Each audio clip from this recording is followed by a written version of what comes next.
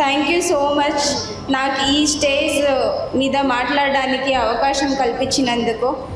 First chairman Vinay Kumar sir and Srinivas sir and all our respected teaching staff and non teaching staff, thank you so much. First of all ಇದು ನನ್ನ dream. ನನ್ನ ಪೇರೆಂಟ್ಸ್ಗೆ ಏನು ಕೊಡ್ತೀನೋ ಬಿಡ್ತೀನೋ ಗೊತ್ತಿಲ್ಲ, ಇದನ್ನಂತೂ ಅವ್ರ ಲೈಫಲ್ಲಿ ಮರೆಯಲ್ಲ. ನಾನು ಯಾವತ್ತಿಂದನೂ ನನ್ನ ಕನಸಿದ್ದು ನಮ್ಮ ಅಪ್ಪ ಅಮ್ಮನ ಸ್ಟೇಜ್ ಮೇಲೆ ಕರೆಸ್ಕೋಬೇಕು. ಎಲ್ಲರೂ ಹೇಳ್ತಿದ್ರು ನೀವು ಜನರಲ್ಲು ನಿಮಗೆಲ್ಲಿ ಗೌರ್ಮೆಂಟ್ ಜಾಬ್ ಬರುತ್ತೆ, ಬಿಟ್ಬಿಡಿ ಯಾವುದಾದ್ರೂ ಪ್ರೈವೇಟ್ ಜಾಬ್ಗೆ ಹೋಗಿ ಅಂತ. ಮೊನ್ನೆನೂ ಈ ರಿಸಲ್ಟ್ಸ್ ಬರೋಕ್ಕೂ ಮುಂಚೆನೂ ಹೇಳ್ತಿದ್ರು ಬೇಡ ಗೌರ್ಮೆಂಟ್ ಜಾಬ್ ಏನು ಟ್ರೈ ಮಾಡ್ತೀರಾ ಬಿಟ್ಬಿಡಿ ಅಂತ. ರಿಸಲ್ಟ್ ಬಂದಮೇಲೆ ಹೇಳಿದ್ರು ನೀನು ಮಾಡೇ ಮಾಡ್ತೀಯ ಅಂತ ಗೊತ್ತಿತ್ತು ಅಂತ.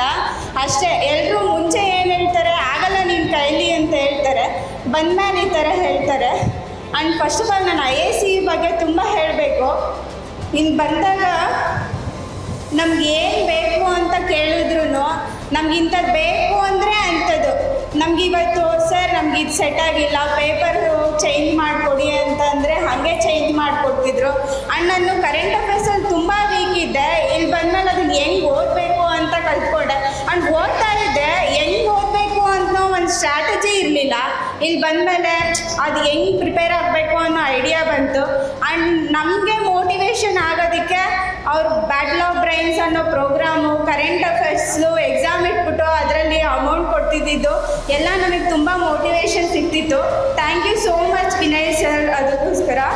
ಆ್ಯಂಡ್ ನಾನು ಇಲ್ಲಿ ಕೋಚಿಂಗ್ ತೊಗೊಳೋದು ಬಿಟ್ಟು ಬೇರೆ ಎಲ್ಲೂ ಒಂದು ವೀಡಿಯೋನೂ ನೋಡಿಲ್ಲ. ಅದು ನಾನು ಪ್ರೌಡಾಗಿ ಹೇಳ್ಕೊತೀನಿ.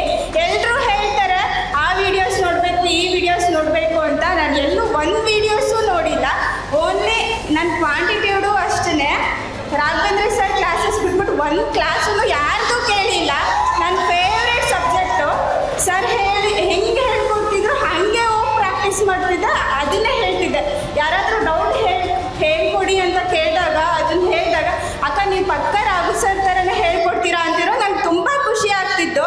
ನಾನು ಅವ್ರಿಗೂ ಹೇಳ್ತಿದ್ದೆ ರಘು ಸರ್ ಕ್ಲಾಸ್ ಕೇಳಿದ್ರೆ ಸಾಕು, ಬೇರೆ ಏನು ಕೇಳೋದು ಬೇಡ ಅಂತ.